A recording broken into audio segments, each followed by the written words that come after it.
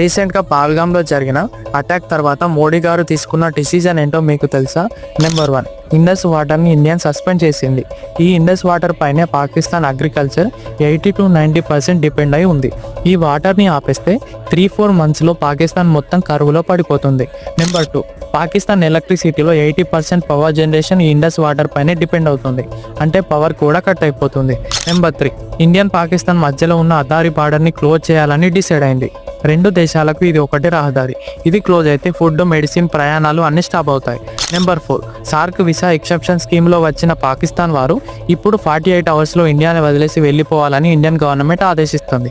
అసలు ఈ స్కీమ్ అంటే ఏంటి అంటే south Asian association for regional cooperation. ఇందులో 8 దేశాలు గ్రూప్గా ఉన్నాయి. ఇది ఉండటం వల్ల ఈ 8 దేశాలు వీసా లేకుండా ప్రయాణం చేయవచ్చు. ఇది 1 year వరకు వ్యాలిడిటీ ఉంటుంది. కానీ ఇప్పుడు ఈ వీసా ఉన్న పాకిస్తాన్ వాళ్ళు 48 hours తిరిగి వెళ్ళిపోవాలని